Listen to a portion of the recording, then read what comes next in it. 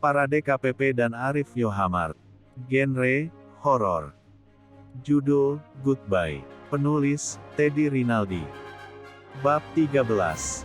1027 kata. Red memperhatikan kekasihnya yang mematung di tengah kegelapan. Senter pun diarahkan ke tubuh Natasha yang membelakangi dirinya. I told you, we shall stay in San Francisco. But, you made a decision without thinking how about me, how about Maxine, Larry, or Oliver. You are selfish. Natasha menahan sesak dalam dadanya ketika berucap.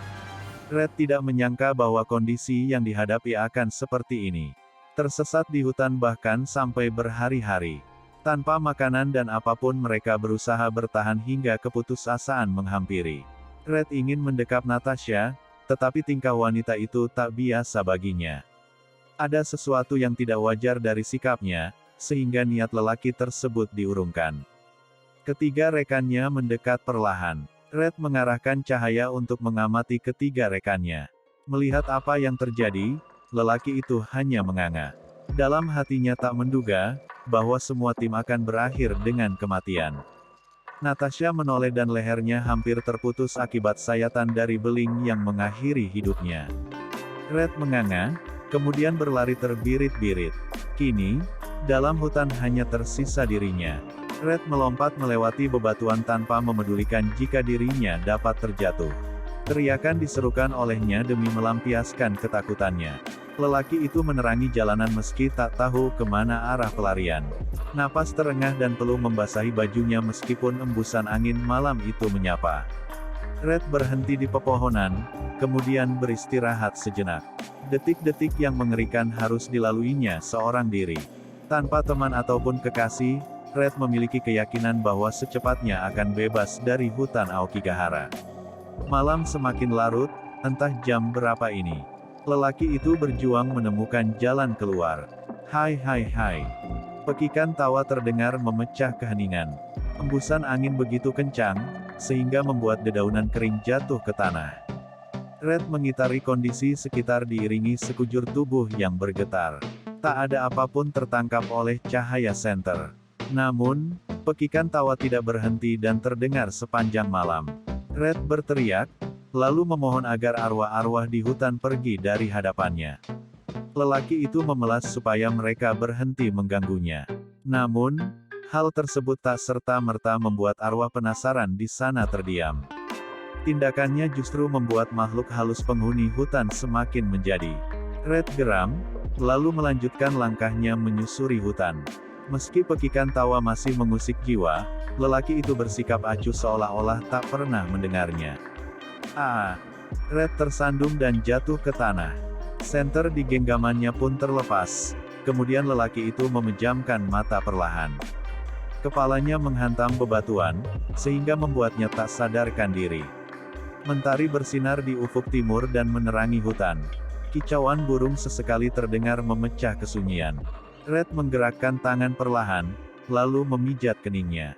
Lelaki itu meringis dan merasakan pening yang luar biasa. Red menyeka dahinya, lalu mendapati darah yang menempel di telapak tangan. Dalam lelah, tubuhnya berusaha bangkit untuk kembali memulai perjalanan. Namun, hantaman yang meninggalkan bekas di dahi membuat pandangannya buram. Red jatuh bangun hingga memutuskan untuk berbaring sejenak. Dedaunan kering berjatuhan dan mendarat di tubuhnya. Red memandang langit dengan tatapan tajam. Penyesalan pun terbersit dalam angannya, walau semua tak berarti apa-apa. Lelaki itu menghela napas panjang dan mencoba bangkit lagi. Red berhasil bangkit dan mengambil langkah pertama. Namun, kepala yang berputar-putar tak mampu dibendung, sehingga lagi-lagi tubuhnya ambruk. Lelaki itu bersandar di pepohonan. Embusan napas dihirup perlahan-lahan.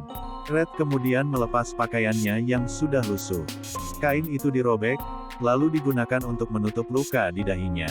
Red. Lirih panggilan jelas tertangkap indera pendengarannya. Suaranya seperti Natasha walaupun kekasihnya telah meregang nyawa. Red menoleh ke kanan dan kiri diiringi pandangan yang masih samar-samar. Lelaki itu menggeleng dan memukul tanah berulang kali. Tak mampu dipungkiri, bahwa Red mulai merasa frustrasi. Semua ini seakan-akan membuat akal sehatnya lenyap. Red mengucek mata, ketika melirik ke kiri. Ada Larry yang duduk manis di hadapannya dengan wajah yang memucat. Lelaki itu memfokuskan pandangan pada sosok di depannya. Larry memandang temannya yang tengah bersusah payah untuk bangkit. Red bergeming, meski dalam hati ingin mengutarakan sesuatu yang mengganjal. Larry, I'm so sorry.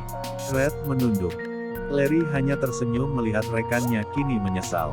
Red meminta maaf atas apa yang terjadi pada semua rekannya. It's okay, Pasqueret. Larry menyebut nama dari rekannya yang kini sedang menderita. Larry berharap jika Red selamat dari hutan. Akan tetapi, lelaki yang kini sudah berbeda alam itu tahu.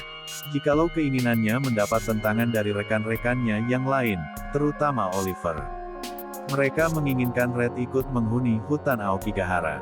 Kemudian, Larry menghilang dari pandangan Red. Lelaki itu menoleh dan mendapati bahwa dirinya telah ditinggalkan. Red meringis, kemudian berdiri sambil berpegangan. Pohon pinus yang kokoh dijadikan penyangga olehnya. Setelah lama, rasa pening pun perlahan-lahan memudar. Perjalanan kembali diarungi oleh Red. Senter yang terjatuh diraih dan dimatikan untuk perbekalan selama mencari jalan keluar. Lelaki itu melangkah terlatih sambil memegangi kepalanya. Entakan sepatu terdengar menginjak dedaunan kering. Red menoleh saat dihadapkan pada dua jalan setapak.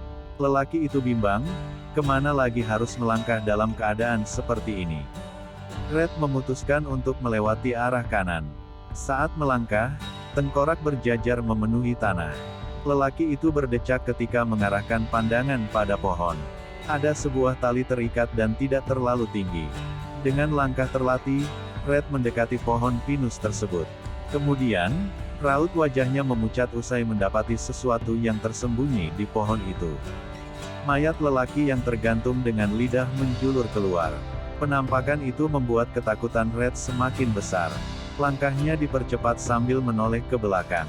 Lelaki yang tergantung di pohon masih dibalut lengkap oleh pakaiannya. Dari penampilannya, Red menyimpulkan bahwa sosok tersebut seorang karyawan di perusahaan. Kematian tragis diputuskan olehnya secara sepihak. Ketika situasi semakin mengerikan, Red justru bergumam. Dalam angannya terbersit sebuah penyesalan. Andaikan Oliver ada di sini dan memegang kamera, hal-hal seperti ini mampu menambah dokumentasi untuk kontennya. I'm Here, Pasqueret. Red mendengar seseorang tengah berucap. Saat menoleh, Oliver berdiri di belakangnya diiringi darah di area leher. Lelaki itu berteriak dan berkali meski langkahnya terseok-seok. Red tidak menduga, jika harapannya mampu dibaca oleh Oliver. Namun, rekannya itu kini menjadi arwah yang bahkan jenazahnya entah berada di mana. Lelaki itu bersembunyi di balik pepohonan. Red membuang pikiran-pikiran mengenai konten yang lagi-lagi mengusik otak. Perjalanan hendak dilanjutkannya, tetapi ada hal yang tidak beres. Lelaki itu menyeka rambut pirangnya. Ada darah yang membasahi rambut, sedangkan luka di pelipis sudah dibalut oleh pakaiannya. Red menengadah, kemudian mendapati Natasha berada di atasnya. Wanita itu tersenyum walaupun lehernya hampir terputus. Untuk kesekian kalinya, Red berlari menghindari teror-teror yang seakan-akan tiada habisnya. Lelaki itu memohon, agar kematian tak segera menghampirinya. Bandung, tanggal 7 April tahun 2021. Bersambung dulu ya, sahabat Arif Yohamart. Jangan lupa klik tombol like, komen dan subscribe. Terima kasih.